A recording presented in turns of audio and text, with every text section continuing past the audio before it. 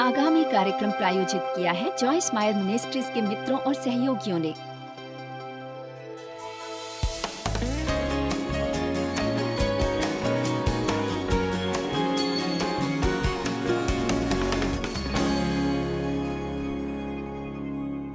मैं आशा करती हूँ कि आप मेरे बूट कैंप का आनंद ले रहे हैं। आपको यह निश्चित करना चाहिए कि आप समाप्ति करें, वो सब प्राप्त करें जो परमेश्वर आपको देना चाहते हैं। हम बुनियाद की ओर लौट रहे हैं। ये शिक्षा सभी के लिए है। मैं नहीं चाहती कि आप इससे वंचित रहे, सो कृपया देखते रहें। देखिए, मुझे पता है कि इजरायलियों को दिल की समस्या थी। उनके दिलों में कूड़ा करकट भरा था।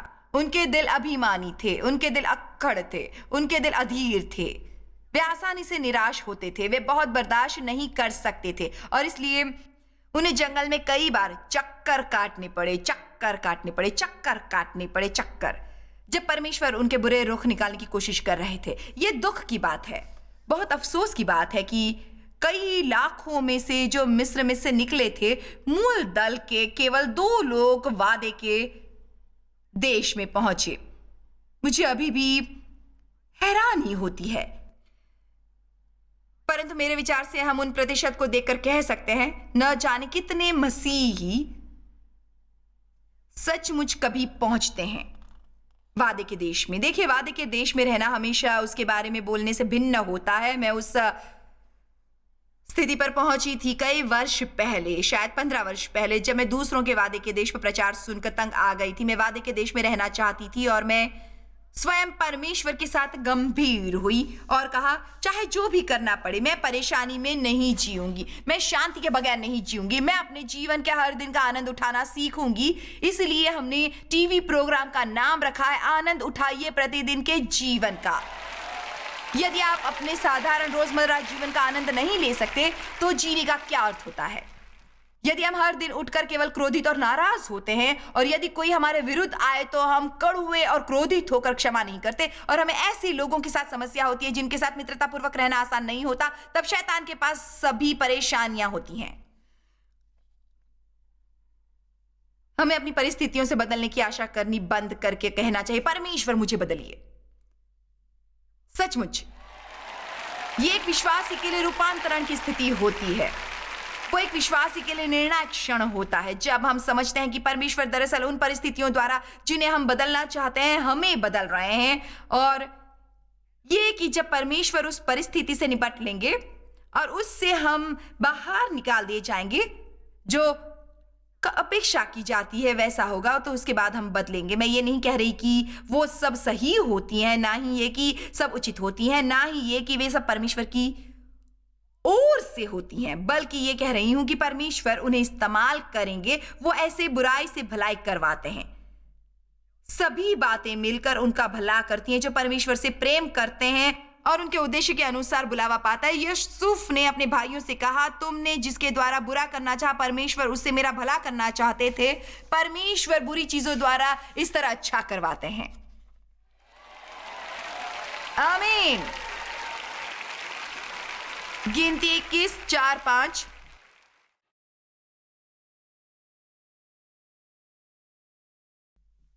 फिर उन्होंने अर्थात इजराइलियों ने, जब वे जंगल में थे, होर पहाड़ से कूच करके लाल समुद्र का मार्ग लिया कि एदोम देश से बाहर घूम कर जाएं, और लोगों का मन मान के कारण बहुत व्याकुल, हताश और निराश हो गया।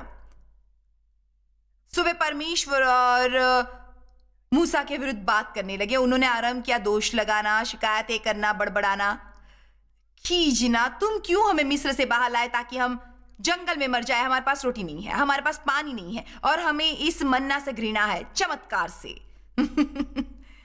मिलने वाली रोटी से। हमें इस बात से घृणा है कि आप आकाश से उसकी वर्षा कर रहे हैं हर दिन। हमें उससे घृणा है परमेश्वर, हम उससे अब उब गए हैं। उन्हें दिल की समस्या थी। आमीन। वे लोभी थे, चिड़चिड़े, बदमिजाज, अधीर। वे कभी तृप्त न होते, परमेश्वर चाहे जो भी करते। और जब कोई ऐसा होता है तो वे जंगल में हर दम भटकने के अलावा कुछ नहीं कर सकता। भटकता भटकता भटकता रहता है जब तक ये नहीं कहता मैं जान गया हूं। ये जान गया हूं, ये परीक्षा है और मैं इसमें सफल होऊंगा। चलिए भी, आमीन। अब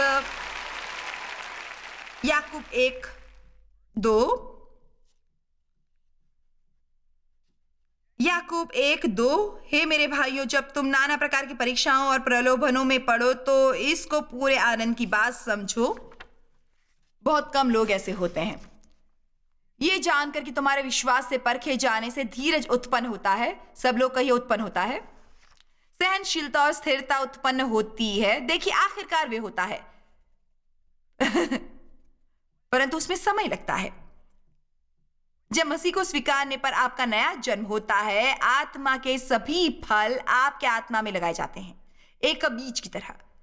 परमेश्वर अपने वचन द्वारा उस बीज को सींचना चाहते हैं। उसके बाद वो चीजें बढ़कर विशाल फलदार वृक्ष बनती हैं और दिखती हैं आपके जीवन में। सो परमेश्वर हमारे साथ काम करते हैं ताकि वो सामने आए जो उन्होंने हम में डाला होता है। परंतु एक समस्या होती है, हमारे बीज में कई चीजें भरी होती हैं जो आड़े आती हैं। आप एक आत्मा है, आपका एक जीव है, आप एक शरीर में रहते हैं। आपका शरीर आपके व्यक्तित्व का सबसे गहरा हिस्सा है और आपकी आत्मा में जो है उसे आपके शरीर से बाहर निकलकर जहां वो दुनिया का भला कर सके, उसे आपके जीव द्वारा आना पड़ता है। मैं अब ये कह सकती हूं कि मैं काफी धैर्यवान मनुष्य हूं, परंतु पहले मैं नहीं थी। सो मुझे जब कोई कष्ट होता और मैंने पढ़ा कि उसे आनंद की बात जानूं, और मुझे उससे घृणा थी।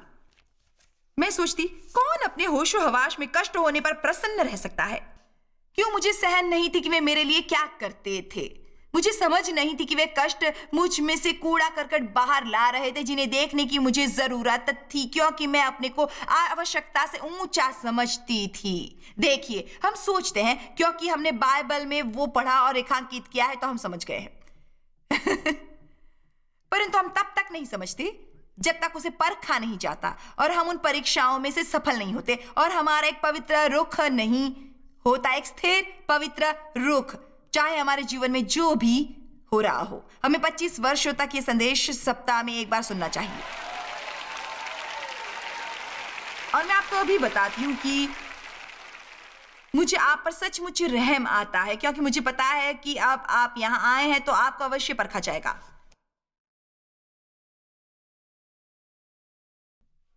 जी हां, किसी को इसके बारे में प्रसन्न होना चाहिए।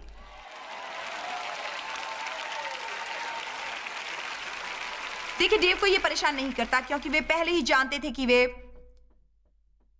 परीक्षा में सफल होंगे। इसका यह मतलब नहीं कि वे इसे परेशान नहीं करता, जो ये समझता है और जानता है कि उसे अभ्यास करना, स्थिर रहने का, जब वो शैतान को असफल होता देख रहा होता है।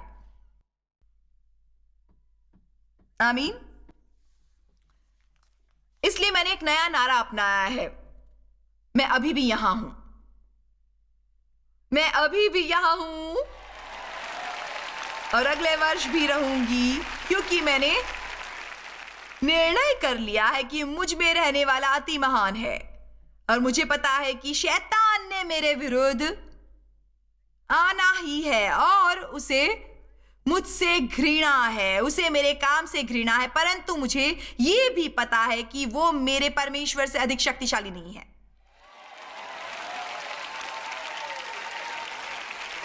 मैं जानती हूं कि परमेश्वर मेरा बदला लेंगे और परमेश्वर मेरा बचाव है। आमीन। सो हमें थोड़ा धीरज मिलता है, परंतु मेरी बात याद रखें, धीरज से पहले इन परीक्षाओं ने मुझ में से और बहुत कुछ निकाला, जैसे क्रोध, आग बबूला होना, शिकायत करना, खींचना और बुड़बुड़ाना। आपको पता है, मैं आखिरकार अपने से ऊब गई। कहिए, यहां कोई ऐसा है जो अपने से ऊब गया है, जिसे लगता है मैं आइंदा इस तरह व्यवहार करना सहन नहीं कर सकता। मैं थक गया हूं आशा निराशा में झूलते हुए और शैतान को अपने पर नियंत्रण करने देकर। मैं शिकायत करके बुड़बुड़ाते और खींचते हुए और अपने पर रहम करते हुए थक गया हूं। जब मेरे जीवन के लिए सुंदर जीवन उपलब्ध है, जब आप अपने से सचमुच उब जाते हैं, तब आप कहते हैं मैं बदलने को तैयार हूं, चाहे जो भी करना पड़े। मुझे वेदी से बांध दो यदि जरूरत हो, क्योंकि अगले वर्ष इस समय तक मैं ऐसा नहीं करना चाहता। याकूब 1:12-14। धन्य प्रसन्न ईर्ष्या के लायक हैं वे मनुष्य जो परीक्षा में स्थिर रहता है, क्योंकि वे खरा निकलकर जीवन का वे मुकुट पाएगा जिसकी प्रतिज्ञा प्रभु ने अपने प्रेम करने वालों को दी है। मेरी बात याद रखिए, इन परीक्षाओं में से सफल होकर आपको पदोन्नति मिलती है। इन परीक्षाओं से सफल होकर आपको इनाम मिलता है।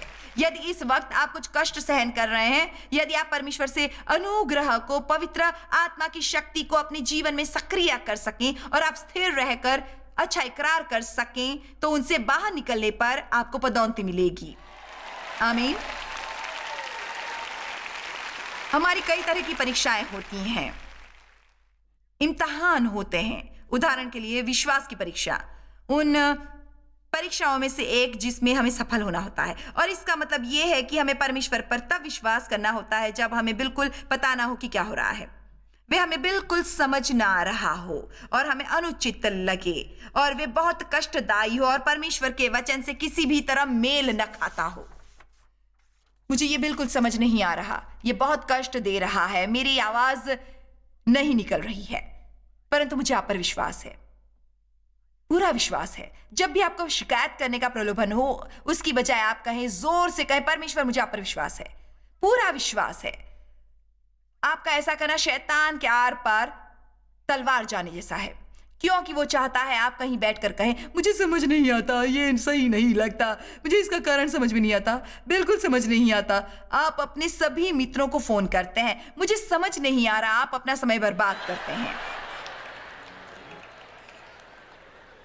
वे खुद नहीं जानते कि उन्हें क्या समस्या है।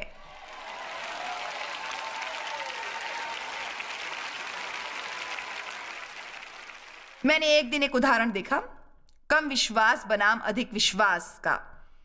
मैं नहीं जानती कि आप नावों या नाव में कहीं जाने के बारे में कुछ जानते हैं, परंतु नाव जितनी छोटी होती है, लहरें हमें उतना अधिक प्रभावित करती हैं। यदि आप एक छोटी नाव में हो और नदी की लहरों में बहुत हलचल हो, आपकी वो सैर बहुत मुश्किल होती है, क्योंकि वो नाव केवल लौट कर आने पर आपको लगता है मानो आप मौत के मुंह से आए हैं। परंतु यदि आपके पास बड़ी नाव हो, तो जितनी बड़ी नाव होगी, आप लहरों का उतना कम अनुभव करेंगे। परमेश्वर ने अभी मेरे दिल में कहा कि हमारा विश्वास जितना बड़ा होगा, हम जीवन की ठोकरों को उतना कम अनुभव करेंगे। मैं आपको पूर्ण सच बताऊंगी, क्योंकि चाहे मैं इन वर्षों में परिपक्व हुई हूं, पर ऐसा नहीं है कि मुझे अभी तरक्की नहीं करनी है। पर परमेश्वर का धन्यवाद कि मैं बढ़ रही हूं और अपनी तरक्की का जश्न मना रही हूं। आपको भी ऐसा करना चाहिए, क्योंकि यदि आप अपनी तरक्की का जश्न मनाएंगे तो वो आपकी अगले स्तर तक जाने में मदद करेगा। मेरा विश्वास इतने वर्षों में बढ़ रहा है और अभी भी बढ़ रहा है, और ऐसी बहुत चीजें हैं जो पहले मुझे परेशान करती, क्रोधित करती, मुझे भयभीत और चिंतित करती, परंतु अब मैं कहती हूं, मैं इन्हें समझने की कोशिश नहीं करूंगी। दाऊद ने कहा, वो उन बातों में नहीं पड़ता जो उसके लिए आश्चर्यजनक होती थी। मेरी बात याद रखें, यदि हम हर चीज को समझ सकते, हमें परमेश्वर की जरूरत न होती। वे जानते हैं जो हम नहीं जानते, वो सब कुछ जानते हैं, हमें बस उन पर विश्वास करना है। मुझे उन पर विश्वास है। मुझे एक बड़ी नाव की जरूरत है। परमेश्वर क्यों इजरायलियों को एक समय पर एक दिन के लिए मन्ना देते थे? वे उन्हें एक समय पर एक महीने के लिए क्यों नहीं देते थे? एक सप्ताह के लिए क्यों नहीं देते थे?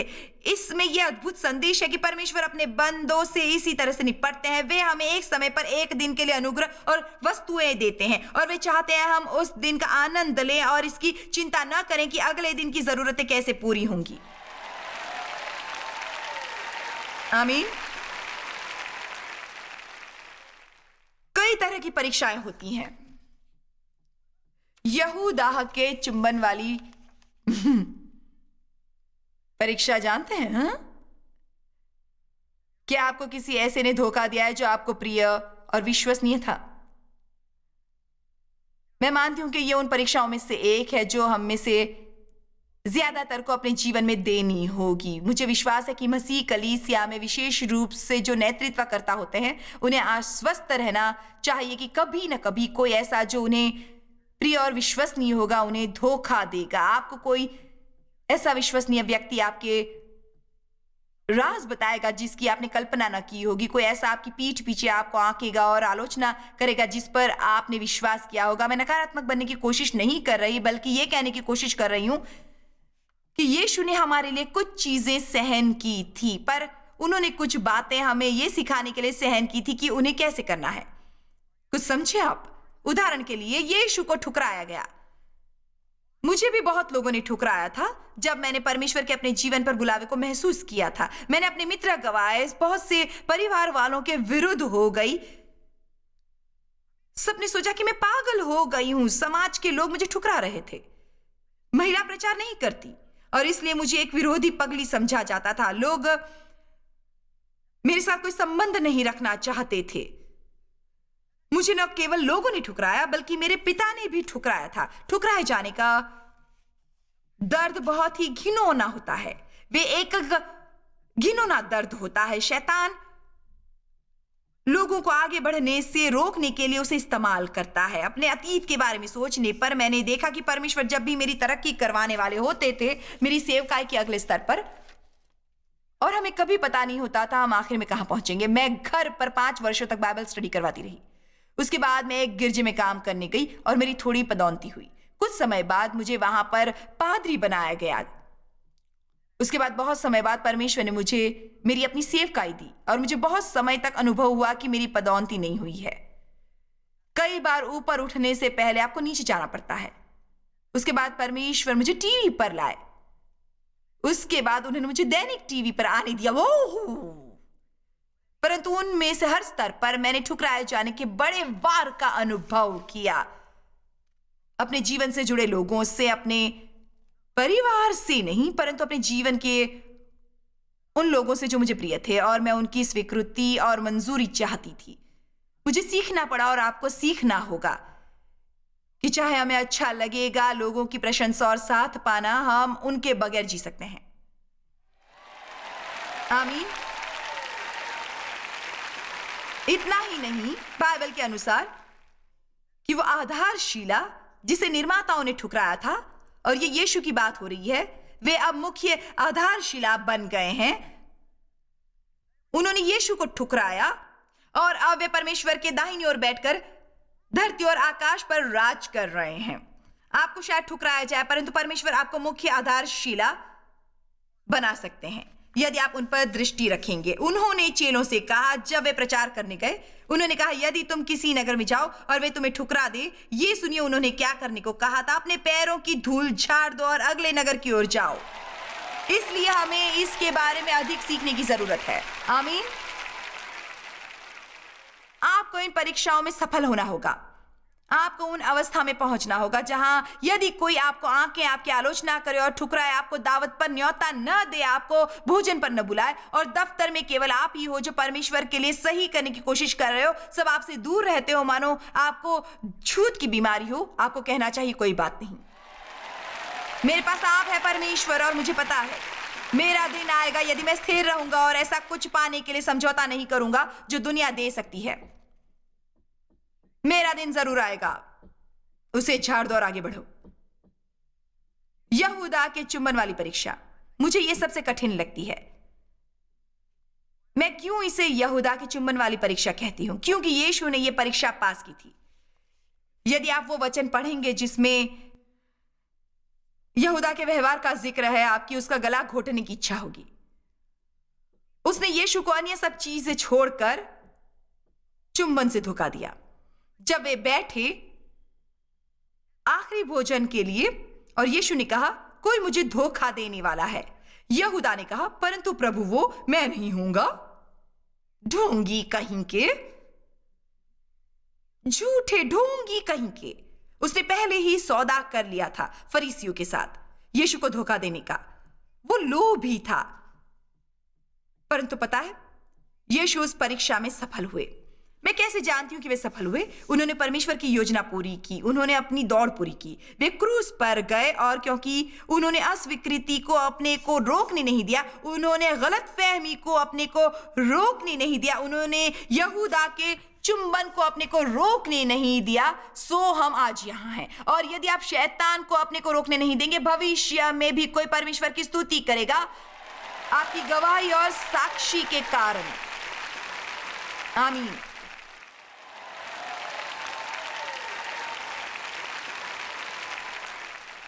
कहिए मैं अपनी परीक्षा में सफल होऊंगा। परीक्षाएं कई तरह की होती हैं। क्षमादान की परीक्षा, हम उसके बारे में कल ही अधिक बात करेंगे। अप्रिय को प्रेम करने की परीक्षा। हे परमेश्वर, मेरी प्रेम में चलने में मदद करो। देखिए, आपने स्वयं इसकी मांग की है, आपने अभी इसकी मांग की है। मेरी बेटी ने 3-4 वर्ष पहले एक दिन मुझे फोन किया था। उसे एक व्यक्ति के साथ बहुत समस्या हो रही थी। वो व्यक्ति उसे पागलपन की कगार पर ले गया था। उसने कहा, मैं इतनी क्रोधित थी, इतनी परेशान थी और केवल उस व्यक्ति को अपने जीवन से निकालने के बारे में सोच रही थी। मैं आइंदा ये सहन नहीं करने वाली, मैं वो नहीं करने वाली। उसने कहा, फिर परमेश्वर ने मुझे याद दिलाया कि मैंने प्रार्थना की थी कि मैं सबसे प्रेम करूंगी। देखिए, हम ऐसी प्रार्थना करते हैं जो बहुत आत्मिक सुनाई देती है। हे परमेश्वर, मैं सब समर्पित करती हूं, मुझे आपसे प्रेम है प्रभु, मेरा जीवन ले ले और मेरे साथ जो करना चाहे करें। हे परमेश्वर, आपकी इच्छा पूरी हो, मेरी नहीं। मुझे प्रेम करना सिखाइए। वे कहते हैं या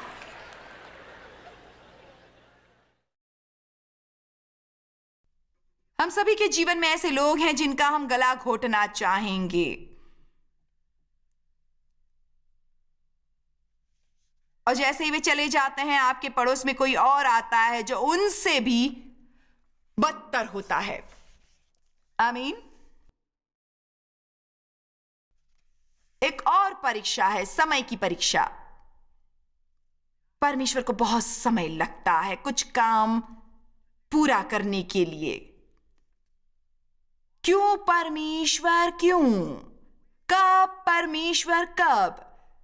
आपको इसके लिए सिंहासन से उतरना भी नहीं पड़ेगा, केवल मेरी दिशा में देखिए। एक छोटा सा चमत्कार कीजिए, कृपया कीजिए। परमेश्वर, आप मुझसे ये क्यों सहन करवा रहे हैं? ये एक परीक्षा है। ये एक परीक्षा है, परीक्षा है, परीक्षा है, परीक्षा है, क्योंकि हमें यह सुनना अच्छा लगता है। हे यहोवा, मेरे दिन तेरे साथ में हैं। Come on. जी हाँ परमेश्वर, मेरे दिन तेरे हाथ में हैं। भजन संहिता 31, 14 और 15। निरुत्साहित होने की परीक्षा, हताशा की परीक्षा, अपनी इच्छा वाली परीक्षा, जंगल वाली परीक्षा, अकेलेपन की परीक्षा, परीक्षा परीक्षा परीक्षा परीक्षा परीक्षा। परंतु जैसे मैंने पहले कहा था, आपके लिए एक बात महत्वपूर्ण है और मैं चाहती हूं कि आप इसे याद रखें। आज शायद पार्किंग में से निकलते वक्त आपको परीक्षा देनी होगी। कोई ऐसा आपके ऊपर गाड़ी चढ़ाने की कोशिश करेगा जिसकी गाड़ी पर ढेरों बम्पर स्टिकर्स लगे होंगे और आप कह नहीं सकते, पर प्रेम जाल को क्या हुआ? आमीन। यह संभव है कि आप बाहर साधनों की मेज पर जाएंगे और अपने लिए सीडी या किताब खरीदने की कोशिश करेंगे, पर कोई अपनी किताब खरीदने समय आपको गिरा सकता है। आपकी इच्छा होगी कि उन्हें, परंतु उसकी बजाय आप क्या कह सकते हैं? ये एक परीक्षा है, ये एक परीक्षा है। जॉयस ने मुझे बताया था कि मेरी परीक्षा होगी और मेरे मन में एक उद्देश्य है कि मैं आइंदा जीवन में परीक्षा में सफल होंगी। मैं परीक्षा में सफल होंगी। काश मैं परीक्षा में सफल हो सकती। आमीन। मैं आपको बताना चाहूंगी कि जब आप परीक्षाओं में सफल होने लगेंगे तो आपकी इतनी परीक्षाएं नहीं होंगी, और यदि होती भी हों आपको उनकी ओर इतना ध्यान नहीं देना है। मुझे परेशानी नहीं होती यदि हमारे होटल के कमरे में तौलिया नहीं होता, मैं अपना यूज करती हूं। देखिए, हमें अब समझदार बनना है। कहिए, मैं अपनी परीक्षा में सफल होऊंगा। आमीन। अब आप खड़े हो सकते हैं।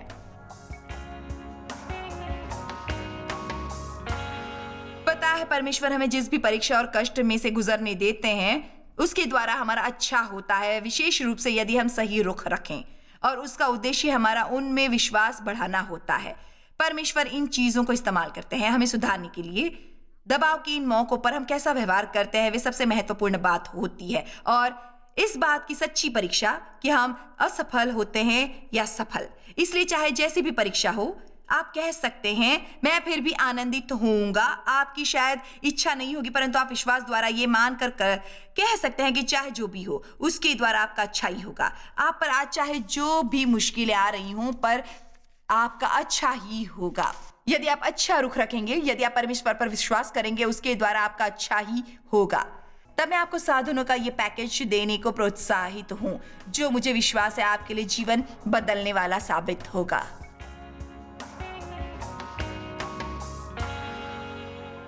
जॉयस मायर मिनिस्ट्रीज में आप हमारे लिए बहुत ही कीमती हैं, जितना कि आप जानते हैं। हम आपकी सराहना करते हैं और इस सेविकाई को दुनिया भर में संभव बनाने के लिए हम अपने दोस्तों और सहभागियों को धन्यवाद देते हैं। हम साथ मिलकर भूखों को खाना खिलाते हैं, गरीबों को कपड़े देते हैं और कई देशों में सुसमाचार बांटते हैं। अपना प्रार्थना निवेदन भेजने के लिए कृपया आज ही संपर्क कीजिए joycemeyer.org पर। हमारे स्रोतों के बारे में और भी जानिए। जॉयस की सभाओं की सूची देखिए हमारे साथ सहभागी बनने के लिए, क्योंकि हम दुनिया भर में मसीह के प्रेम को बांटते हैं। इसका खर्च उठाया है जॉयस मायर मिनिस्ट्रीज के मित्रों और सहयोगियों ने।